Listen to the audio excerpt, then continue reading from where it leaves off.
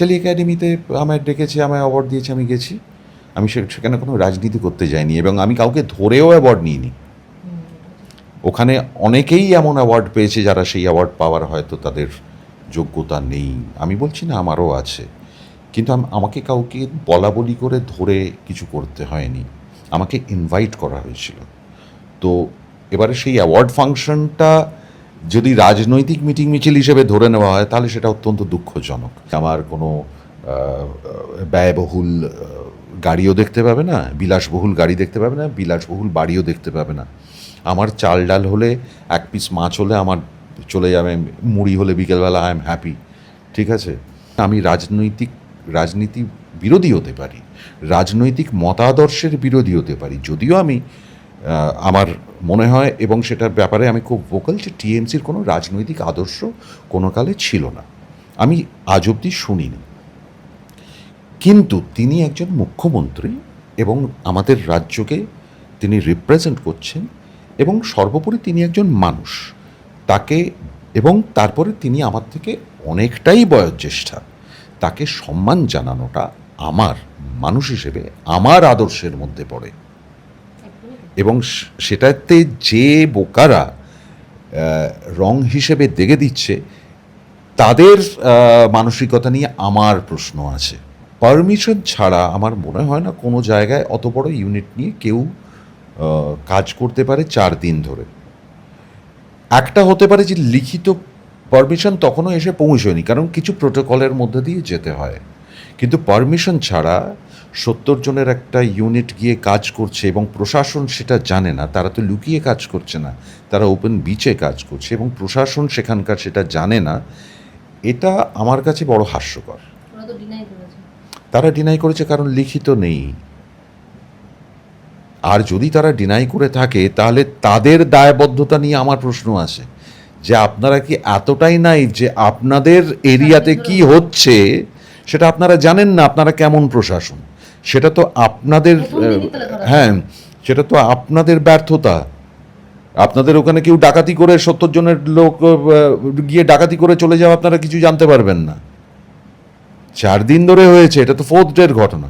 একটা মানুষ এলো, সে আমাকে চেনে না শোনে না, আমার নামে একটা উক্তি করে দিয়ে চলে গেল।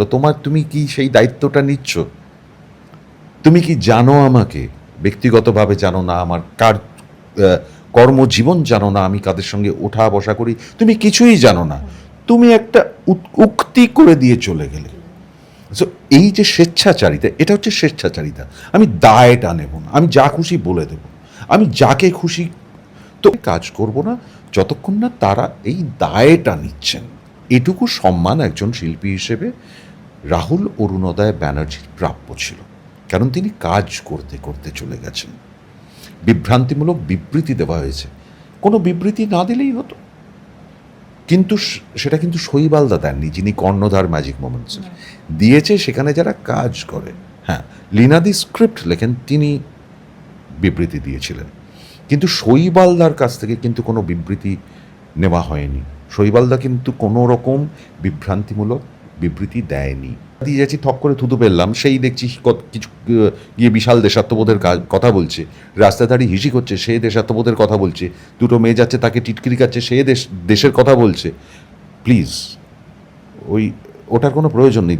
দায়িত্ববান হন আপনার দেশের প্রতি। রাহুলদার মৃত্যুর কোনো তদন্ত কিন্তু ঠিকমতো পাওয়া যায়নি, এবং যে কথাটা হয়েছিল আর্টিস্ট ফোরামের থেকে যে শিল্পীরা মানে টেকনিশিয়ানরা রয়েছে তাদের অন্য জায়গায় কাজের ব্যবস্থা করা হয় এবং বাকি শিল্পীদেরও সেরকম কি কিছু করা হয়েছে? দেখো, আমি প্রথম হচ্ছে আমি ম্যাজিক মোমেন্টসের সঙ্গে 2019 থেকে কাজ করছি। আমি প্রথমে তাদের ব্যাকগ্রাউন্ডটা একটুখানি বলে দিই।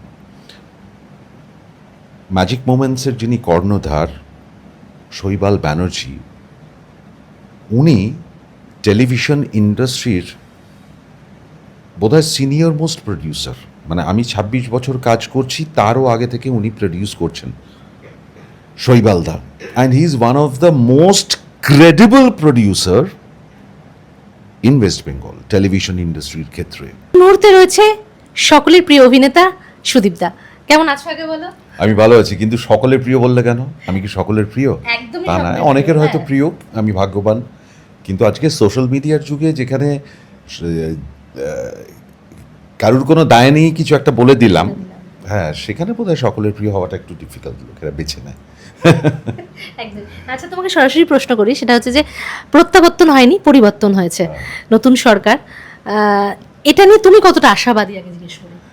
দেখো, যে কোনো পরিবর্তনের ক্ষেত্রেই আমরা তো সেই পরিবর্তনটা হয়, সেই ম্যান্ডেটটা দেওয়া হয়, মানুষ আশাবাদী হয়েই ম্যান্ডেটটা দেয়। আমরা সবসময়ই চাইবো যে বেটার কিছু হোক।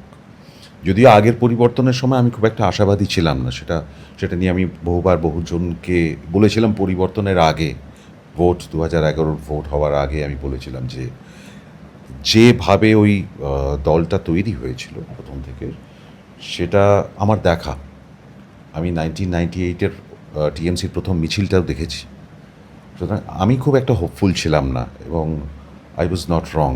আমি খুব একটা পলিটিক্যাল লোক নই, আমি অ্যাপলিটিক্যাল থাকতে ভালোবাসি। আমার একটা নীতিগত একটা আদর্শ আছে, যেটা আমি খুব ছোটোবেলা থেকে বিশ্বাস করেছি, সেটা আমারই থাক। সেটা কিন্তু কোনো দলীয় আদর্শ না, সেটা নীতিগত, একদম আইডিয়ালিজমের জায়গা থেকে আমার শিক্ষা, আমার জীবনের চলার পথে যে শিক্ষাগুলো পেয়েছি, সেখান থেকে আমি একটা আদর্শ নিয়ে চলি, এবং সেটা একেবারেই পলিটিসাইজড নয়। সেটা হয়তো অনেক রকম ইজমের কাছাকাছি হতে পারে, কিন্তু এটা একজন সামাজিক মানুষ হিসেবে আমি, এটা তো বোধটা আছে, এবং একদম সেটা কোনো রকম পলিটিক্যাল জায়গা থেকেই আমি বলছি না যে যে কোনো একটা দল তারা যখন আসছে তাদের উদ্দেশ্য কী, এবং এখনো অবধি এই ক্ষেত্রে যে পরিবর্তনের পরে যে উদ্দেশ্য নিয়ে এরা চলছে, তাতে আমরা আশাবাদী হতে পারি। এবারে কতটা ভালো হবে, কতটা, কারণ একটা হচ্ছে উদ্দেশ্য, একটা রাজনৈতিক দল তারা প্রশাসনিক অধিকারে এসছেন। আমি বারবার বলি যে ডেমোক্রেটিক কান্ট্রিতে শাসন করা যায় না, you can not rule, you can govern. That is প্রশাসনিক অধিকার, মানে আমি দেশের মানুষকে প্রশাসনিক অধিকারের আয়ত্তে এনে তাদেরকে ঠিক পথে চালিত করব।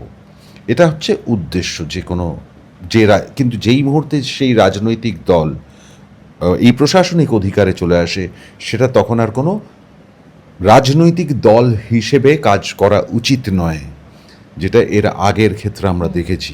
তখন তুমি মানুষের সরকার, you have to govern the people.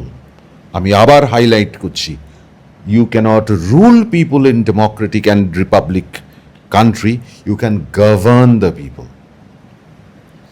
তো এই প্রশাসনিক অধিকারের যে উদ্দেশ্য, এটা একটা হচ্ছে যে তাদের উদ্দেশ্য কী, এবং দ্বিতীয় হচ্ছে আমরা মানুষ হিসেবে, সমাজ হিসেবে সেই তার জন্য মানসিকভাবে প্রস্তুত কিনা।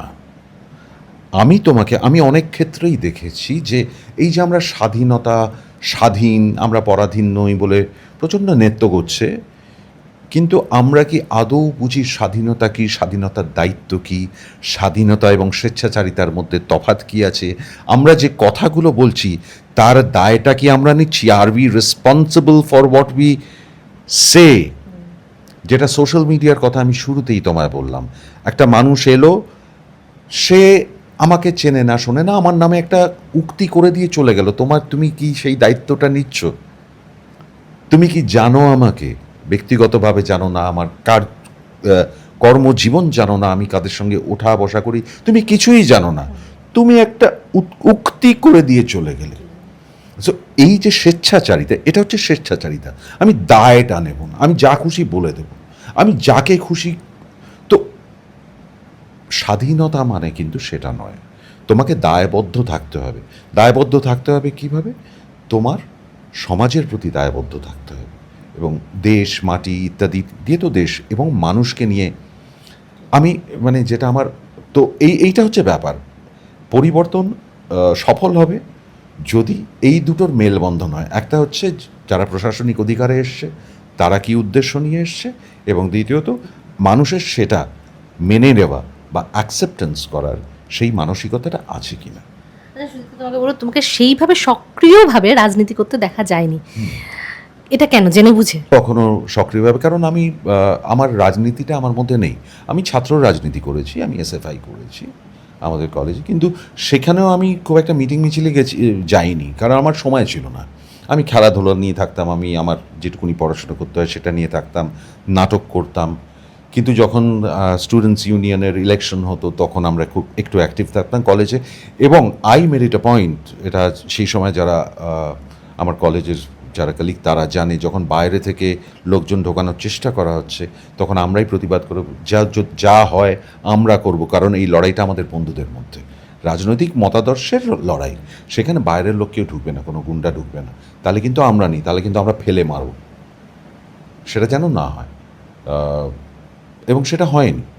এবং ফরচুনেট যারা আমাদের স্টুডেন্টস ইউনিয়নের লিডার ছিলেন, তারা এই যে বাইরে থেকে যারা ঢোকার চেষ্টা করেছিল, যাদের সঙ্গে আমাদের কলেজের কোনো যোগ সাজস নেই, তাদেরকে বের করে দেওয়া হয়েছিল স্ট্রেটওয়ে।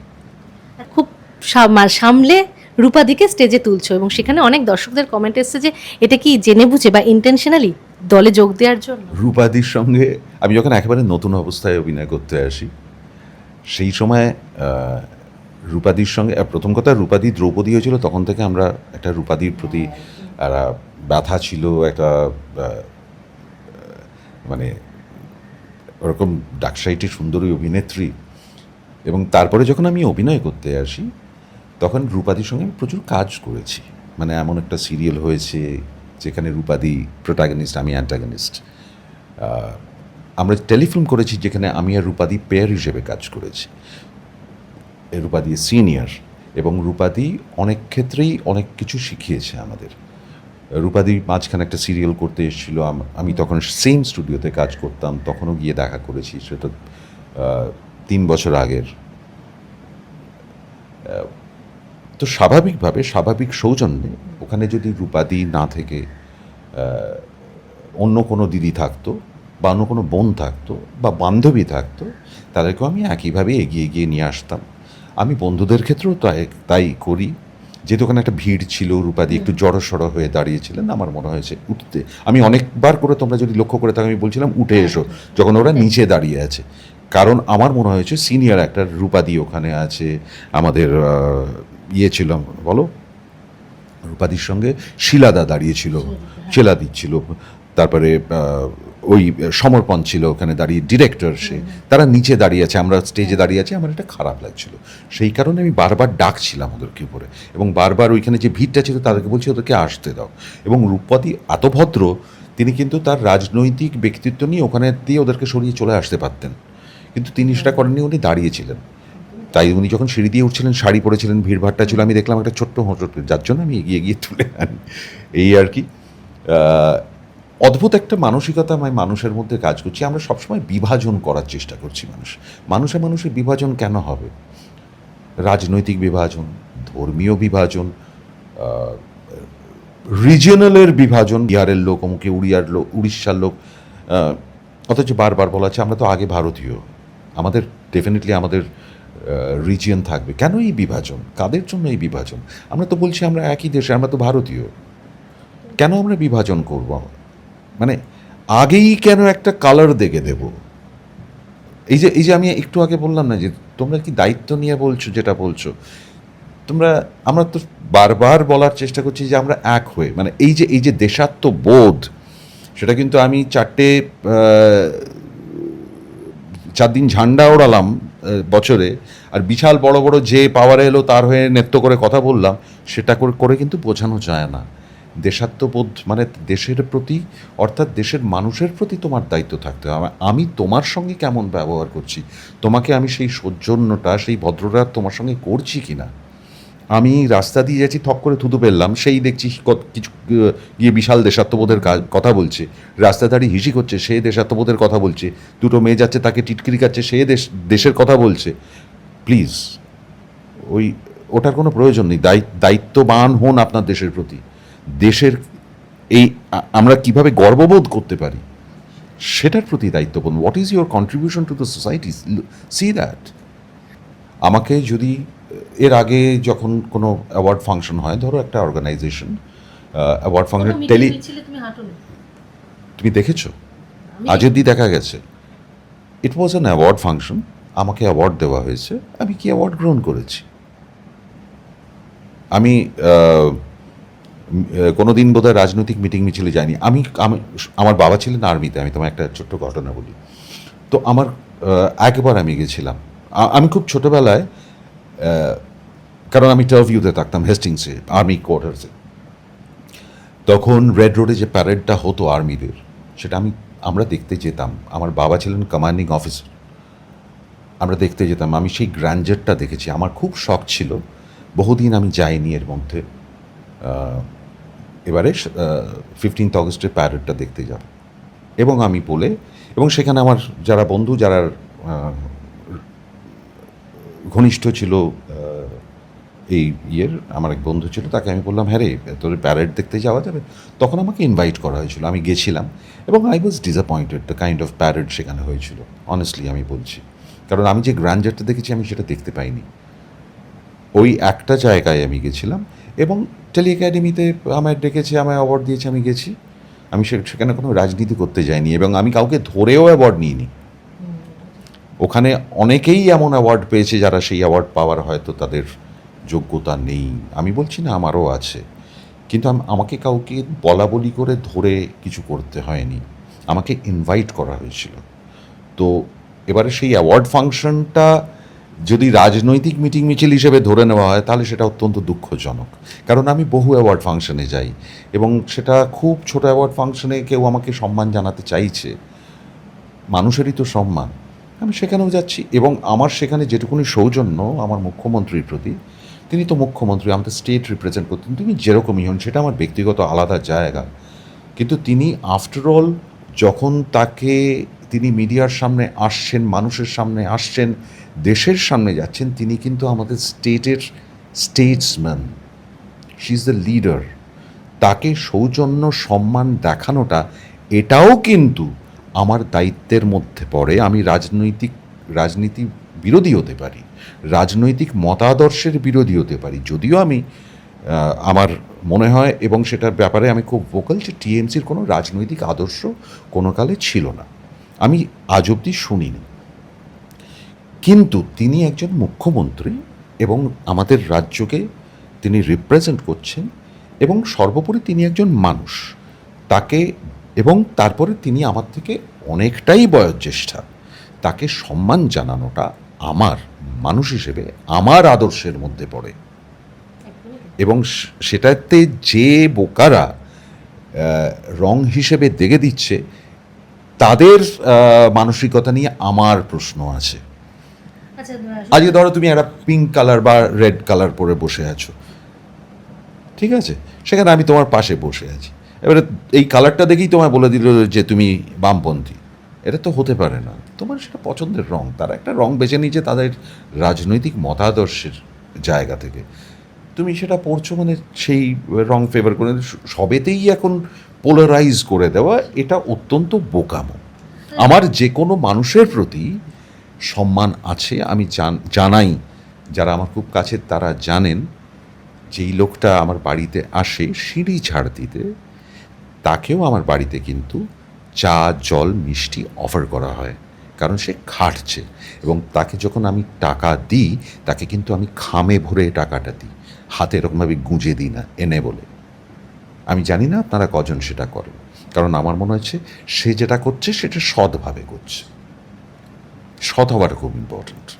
সুদীপ্তা, তোমাকে কখনো এই ফেভারিটিজম, যেটা শোনা গেছে যে আগের যে দল, তাদের সমর্থক না হলে বা ফেভারিটিজম না থাকলে কাজ পাওয়া যেত না, তোমাকে কি সমস্যার মধ্যে পড়তে হতো? না, কাজ নিয়ে আমার তো কখনো কোনো সমস্যা হয়নি, অনেস্টলি বলছি, আমার ক্ষেত্রে অন্তত কাজ নিয়ে কোনো সমর্থন হয়নি। আমার বন্ধুবান্ধবরা নানান রকম এই কার্নিভাল ইত্যাদিতে অনেক ইনভিটেশন ইত্যাদিতে যেত, সেখানে আমায় ইনভাইটও করায়নি, কিন্তু আমার কাজ নিয়ে আমার কোনো সমস্যা হয়নি। আমার ক্ষেত্রে কোনো রাজনৈতিক ইন্টারফারেন্স আসেনি, শুধু আবার সিরিয়ালে মাঝে মাঝে কিছু গান গাইতে হতো, সেটা তো আমাদের তো ডিরেক্টরের কথা শুনতে হয়, প্রোডাকশনের কথা শুনতে হয়, বা চ্যানেলের কথা শুনতে হয়।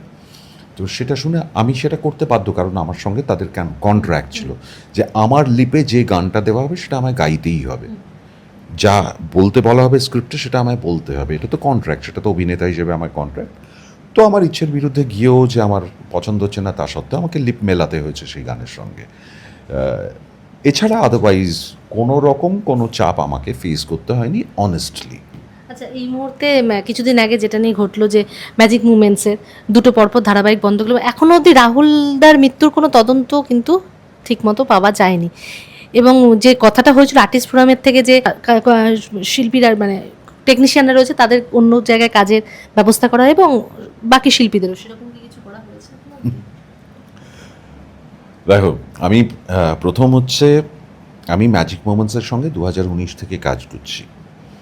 আমি প্রথমে তাদের ব্যাকগ্রাউন্ডটা একটুখানি বলে দিই। ম্যাজিক মোমেন্টসের যিনি কর্ণধার শৈবাল ব্যানার্জি, উনি টেলিভিশন ইন্ডাস্ট্রির বোধহয় সিনিয়র মোস্ট প্রডিউসার। মানে আমি 26 বছর কাজ করছি, তারও আগে থেকে উনি প্রডিউস করছেন, শৈবালদা। And he is one of the most credible producer in West Bengal television ইন্ডাস্ট্রির ক্ষেত্রে। ক্রেডিবল মানে ভদ্র, এবং যার কাছে আমি নিশ্চিন্তে কাজ করতে পারি, যেখানে আমি জানি এদের কাছে কাজ করলে আমার কোনো চিন্তা নেই, আমি টাকা পয়সাটা সময় মতো পাবো, অভিনেতা হিসেবে সেই সৌজন্যটা পাবো, সেই ভদ্রতাটা পাবো, সেই সম্মানটা পাবো, এবং ভালো কাজ করতে পারবো। এই যে সিকিউর জোনের নিয়ে আমরা এত কথা বলি, আমাদের যে আন্দোলন আর্টিস্ট ফোরামের, সেটা কিন্তু সেই সিকিউর জোনটার জন্যই তো। He was one of those producers যার কাছে আমি সিকিউর ফিল করি কাজ করতে। আমি আর্টিস্ট ফোরামের কার্যকরী সদস্য, মানে এক্সিকিউটিভ কমিটি মেম্বার, এবং সেখানকার যে কি বলবো, যে পয়েন্টসগুলো, যে ধরনের কি বলবো, আমাদের যে লাইনে, যে ডিরেক্টিভে কাজ করার কথা, আমাদের এক্সিকিউটিভ কমিটি যা যা সিদ্ধান্ত নেয়, যে নিয়ে আলোচনা হয়, যে প্রোফাইল মেনে কাজ, সেটার মধ্যে আমিও একটা পার্ট। কিন্তু আমি শুধুমাত্রই একজন এক্সিকিউটিভ কমিটি মেম্বার, আমি কিন্তু কোনো পোস্ট হোল্ড করছি না। এবারে আসি, রাহুলের যে ঘটনাটা ঘটেছে সেটা তদন্ত সাপেক্ষ, তদন্তে চলছে, কিন্তু আমরা আন্দাজ করতেই পারি যে সেটা একটা অ্যাক্সিডেন্ট। আর্টিস্ট ফোরামের আন্দোলনটা ছিল, এটা যে ঘটনাটা ঘটেছে সেটা প্রোডাকশন থেকে এসে তার দায়িত্বটা নিক, তদন্তে কি বেরোবে সেটা নয়। কিন্তু ভালো করে বুঝতে হবে, রাহুলের আর্টিস্ট ফোরামের কাজ তদন্ত করা নয়, প্রোডাকশন হাউসেরও কাজ তদন্ত করা নয়।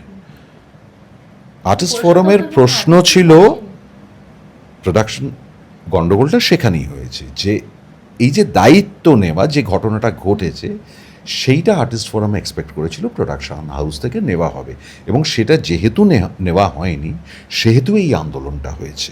এবং সেহেতু বলা হয়েছে যে যতক্ষণ না একটা কিছু হয় ততদিন আমরা অন্তত আর্টিস্ট ফোরামের যারা সদস্য আছি তারা এই প্রোডাকশন হাউসের সঙ্গে কাজ করব না।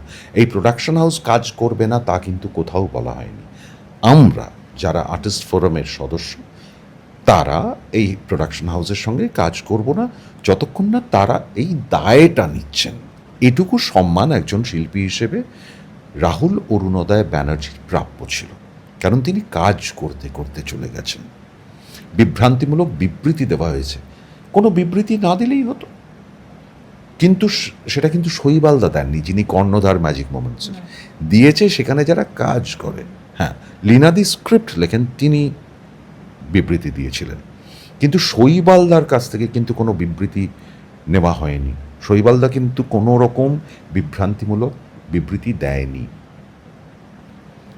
তিনিই কিন্তু কর্ণধার ম্যাজিক মোমেন্টসের। তো আমরা তদন্ত তো পুলিশ যেরকমভাবে করবে। এবারে আমি একটা জাস্ট আমার এটা মনে হয় যে পারমিশন ছাড়া আমার মনে হয় না কোনো জায়গায় অত বড় ইউনিট নিয়ে কেউ কাজ করতে পারে 4 দিন ধরে। একটা হতে পারে যে লিখিত পারমিশন তখনও এসে পৌঁছয়নি, কারণ কিছু প্রোটোকলের মধ্যে দিয়ে যেতে হয়, কিন্তু পারমিশন ছাড়া 70 জনের একটা ইউনিট গিয়ে কাজ করছে এবং প্রশাসন সেটা জানে না, তারা তো লুকিয়ে কাজ করছে না, তারা ওপেন বিচে কাজ করছে এবং প্রশাসন সেখানকার সেটা জানে না, এটা আমার কাছে বড় হাস্যকর। তারা ডিনাই করেছে কারণ লিখিত নেই। আর যদি তারা ডিনাই করে থাকে তাহলে তাদের দায়বদ্ধতা নিয়ে আমার প্রশ্ন আছে যে আপনারা কি এতটাই নাই যে আপনাদের এরিয়াতে কি হচ্ছে সেটা আপনারা জানেন না? আপনারা কেমন প্রশাসন, সেটা তো আপনাদের হ্যাঁ, সেটা তো আপনাদের ব্যর্থতা। আপনাদের ওখানে কেউ ডাকাতি করে 70 জনের লোক গিয়ে ডাকাতি করে চলে যাওয়া আপনারা কিছু জানতে পারবেন না। 4 দিন ধরে হয়েছে, এটা তো 4th ডের ঘটনা। তো 4 দিন ধরে 70 জনের একটা ইউনিট ওখানে বাইরে থেকে এসছে, বাংলা থেকে এসছে, উড়িষ্যায়, তারা একটা হোটেলে থাকছে, তারা সেখানে কাজ করছে, প্রশাসন জানে না। সেটাও তো প্রশাসনিক ব্যর্থতা। তাই সেখানেও তো প্রশাসনকে আমরা কাঠগড়ায় দাঁড় করাতে পারি যে আপনারা কেমন প্রশাসন, আপনারা জানেন না উইদাউট পারমিশন কাজ হচ্ছে। সেই প্রশ্নটা কিন্তু কেউ করেনি এখন অব্দি। কেন? তোমরা যারা মিডিয়াতে আছো তোমাদেরও তো এই প্রশ্নটা করা উচিত ছিল। সেখানে একটা ইউনিয়ন আছে, ফিশারম্যানস ইউনিয়ন, তারা জানে না যে এখানে কাজ হচ্ছে।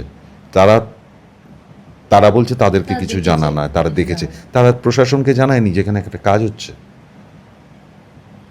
তাহলে তো তারাও দায়বদ্ধ নয়, তারা দায়িত্ব নিচ্ছে না, তাদের নিজের জায়গার প্রতি কেন দায়বদ্ধতা নেই? আমার বাড়িতে যদি কেউ ঢুকে এসে যা খুশি, ধরো আমি আজকে তোমার বাড়িতে গিয়ে যা খুশি করলাম, তুমি আমার ঘরে ঢুকছে না বলে আমি অন্য জায়গায় গিয়ে আমি বাড়িতে কাউকে জানাবো না যে একটা বাইরের লোক ঢুকেছে?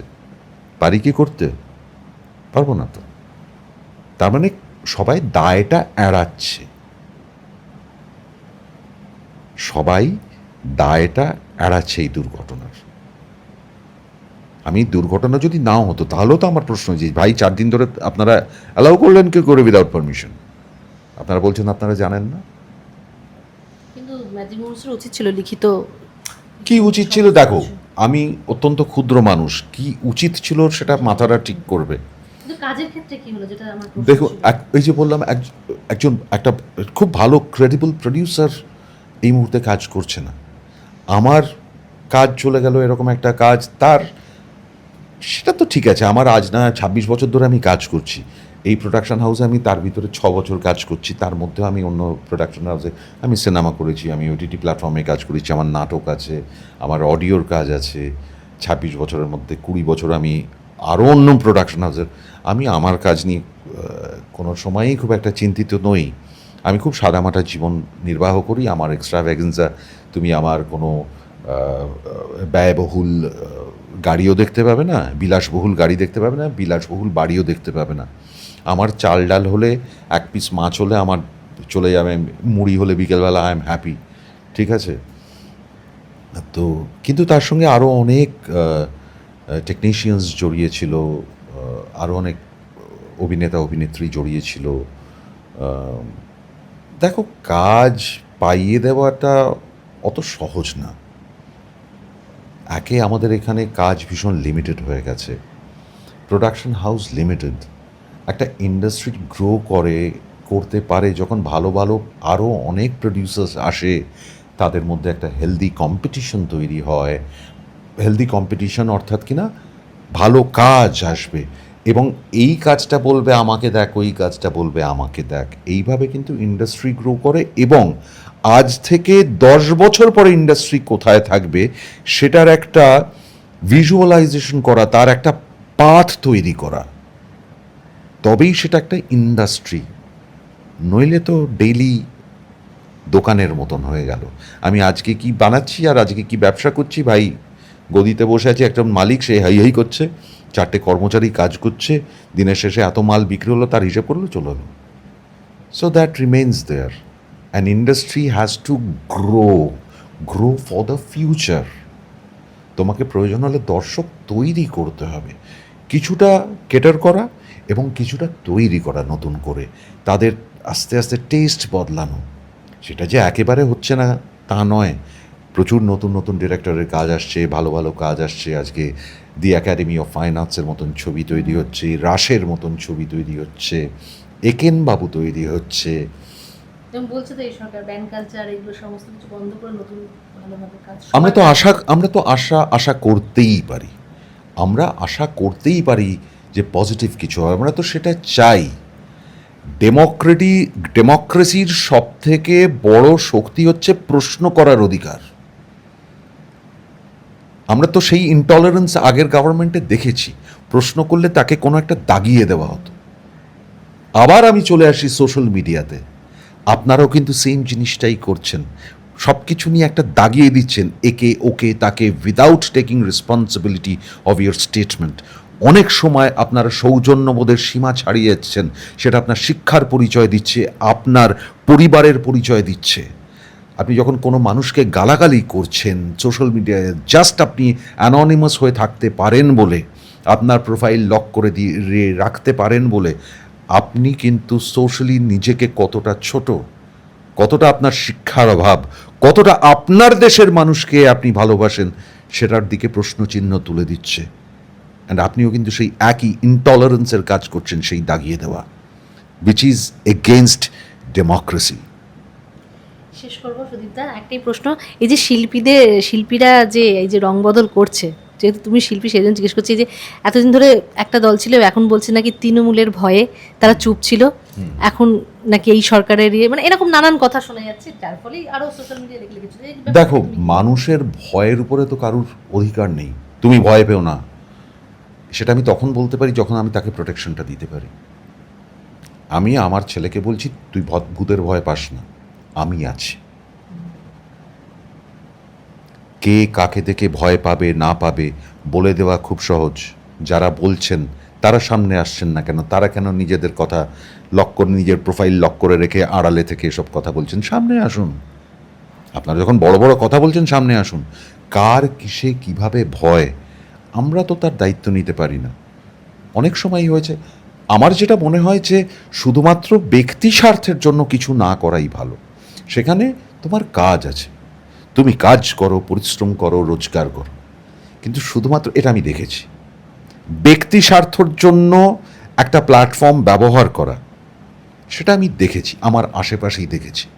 যোগ্যতা না থাকা সত্ত্বেও অনেকে অনেক কিছু পেয়েছে, সেটাও আমি দেখেছি। সেটা অন্যায়। তুমি নিজেকে যোগ্য করে তোলো, পরিশ্রম করো, তোমার রাজনৈতিক মতাদর্শ থাকলে, তোমার সত্যিই যদি রাজনীতি করার ইচ্ছে থাকে, তাহলে টেক ইট সিরিয়াসলি। অনেকেই করে, যে কোনো ফিল্ড থেকে, সেটা একটা ডাক্তার এসে রাজনীতি করতে পারে, একটা শিক্ষক এসে রাজনীতি করতে পারে, ইঞ্জিনিয়ার এসে রাজনীতি করতে পারে। তাহলে একজন অভিনেতা হিসেবে রাজনীতি করতে পারবে না কেন? আমরা তো প্রচুর উদাহরণ আছে অভিনেতা থেকে ভালো। আমি বিপ্লবদার কথা বলি, বিপ্লব চ্যাটার্জি, তিনি is very clear about his রাজনৈতিক মতাদর্শ। সৌমিত্র চ্যাটার্জি ছিলেন, উনি ওনার রাজনৈতিক মতাদর্শের ব্যাপারে ভীষণ ক্লিয়ার ছিলেন। উত্তমবাবু, আমি শুনেছি ওনার রাজনৈতিক মতাদর্শের ব্যাপারে ভীষণ ক্লিয়ার ছিলেন, এবং উত্তমবাবুর রাজনৈতিক মতাদর্শ সৌমিত্রবাবুর মতাদর্শ একেবারে ভিন্ন ছিল। তাতে তাদের সৌজন্যের কোনো অভাব হয়নি কোনো দিন। আমরা ইস্ট বেঙ্গল করতে পারি, মোহনবাগান করতে পারি, আমি মোহনবাগানি, আমি বুক চিতিয়ে বলবো আমি মোহনবাগানি। তার মানে ইস্ট বেঙ্গলকে আমি অসম্মান করছি তা নয়, আমার লড়াই থাকবে, ওটাই তো মজা। আমরা চাইবো মোহনবাগান ইস্ট বেঙ্গলকে 3টে গোল দিক, ইস্ট বেঙ্গলের সমর্থকরা চলবে, কিন্তু তার মানে সে আমার শত্রু তা তো নয়। এটাকে হেলদি কম্পিটিশন বলে, সেটা আমাদের উত্তরণ ঘটায়। রাজনৈতিক মতাদর্শ যে যায়, কিন্তু সে ব্যাপারে সে যেন স্থির হয়, সৎ হয়। Be honest about your idealism, be honest about your ethics. সব কিছু দাগিয়ে দিয়ে চলবে না, কে কোন পরিবেশে কী প্রেক্ষিতে কোন জায়গায় বসে সেটা করছে।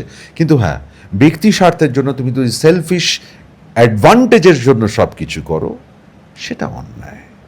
তার মানে তুমি অন্যের অ্যাডভান্টেজ নিচ্ছ, শুধুই নিজের ধান্দাটা বুঝে নিচ্ছ।